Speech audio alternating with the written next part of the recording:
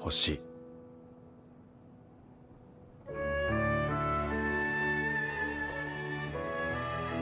返事丸。𝐜𝐻さん。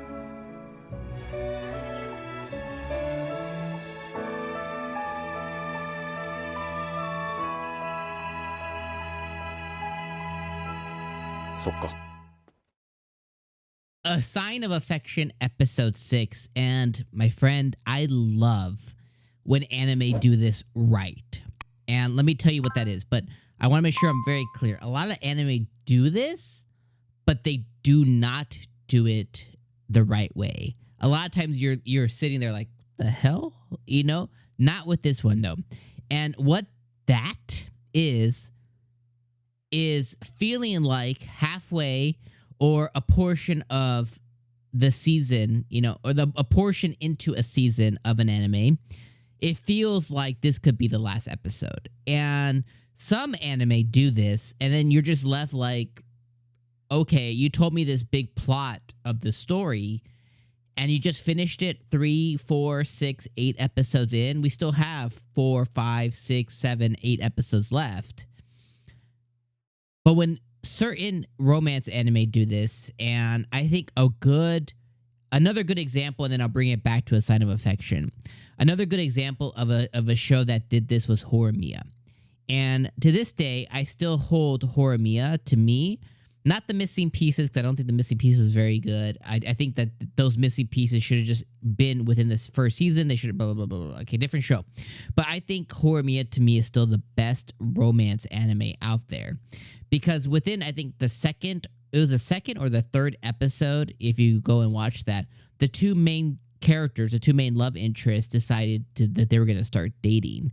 And then from there on, it was taking us through them dating and their relationship. More often than not with romance anime, the characters, like, you know, episode 12 or 13, they finally held hands. And you're like, okay, fucking great, you know? But the good ones actually start the romance, and we get to actually witness some of the romance. And for some reason in the romance genre, that is few and far between. Usually we only get 12 episodes of build-up, and then maybe we get a kiss. Maybe usually we get like hand-holding or them confessing or maybe a kiss at the end. And more often than not, it's unsatisfying. So let's bring it back to A Sign of Affection. This is showing me a sign that this might be one of the good ones here, because episode 6, we finally have Yuki, you know, and I always forget this dude's name, Isuki, whatever. We have Isuki and Yuki finally solidifying their relationship, and we got to see Itsuki's feelings kind of burst out of him too. And I like how his friend called him, saying like, "Oh, you know, you're down bad, bro." Like, he's like, you know, he's metaphoring and being symbolic as he's talking about Yuki, and his friend the whole time is like, "Yo, bro, like, you got it bad, dude." And I like how, you know, I think him telling his friend about Yuki, the moment he saw her, like, all those feelings welded up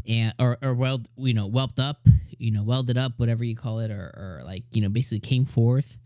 And he decided to confess in an odd way, but in a very him way, you know, where he was signing, and I was like, oh, that's so cool. And what's so cool is the contextual or the context part of it is that on the side, outside of the stuff that Yuki has shown him, taught him, wrote down, he decided to look up what and how to confess and say, like, let's be a couple, like, let's be together kind of thing. And I was like, that's so cool.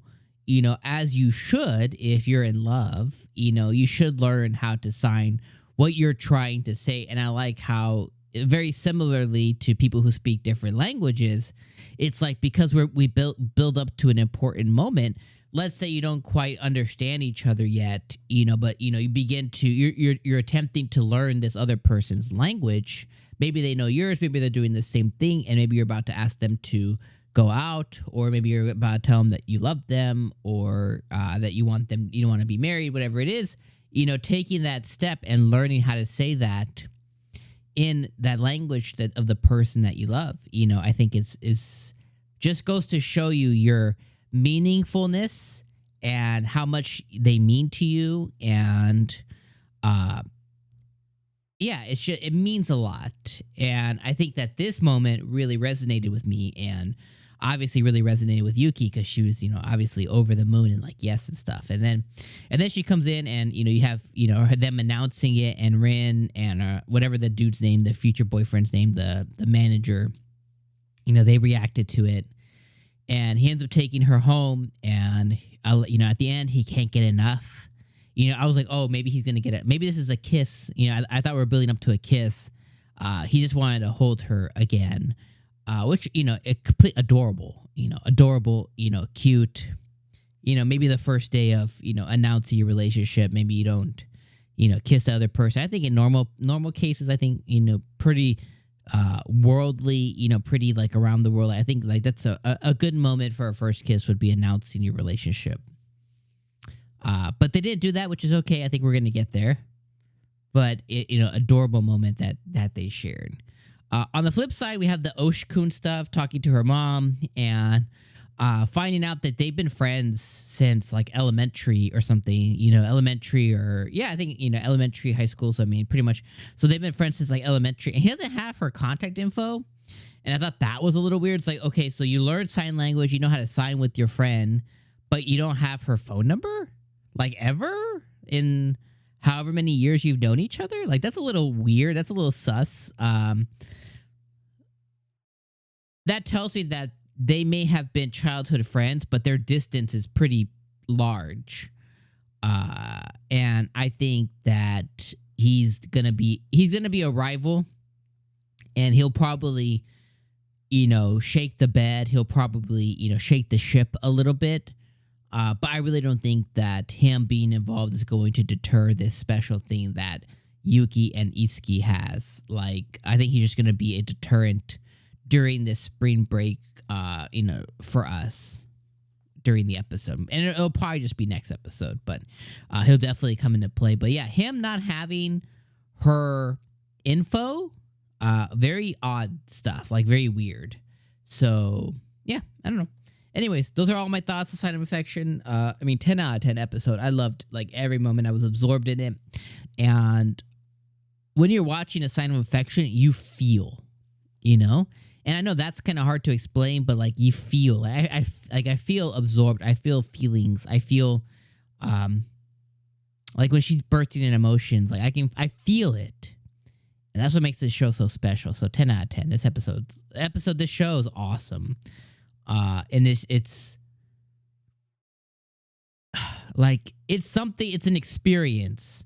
And I can imagine the people who are familiar with the source material, like they know, and I feel like it's being translated into anime very, very well. And like, I feel like if I were to read this story, I would have these same feelings. Like, this is something really special. Whoever the author was, and I don't quite know who the author was, but whoever the author was, like, just absolutely nailing it. And this studio is absolutely nailing it too. And this is a studio that they've done Bookworm, Ascendance of a Bookworm, and that's one of my favorite shows of all time. So, again, this is definitely up there. And I don't think this is being, let me just double check before I lie. This is being dubbed, which is incredible. So, all right, I've talked too much. See you guys next week, my friends. Peace.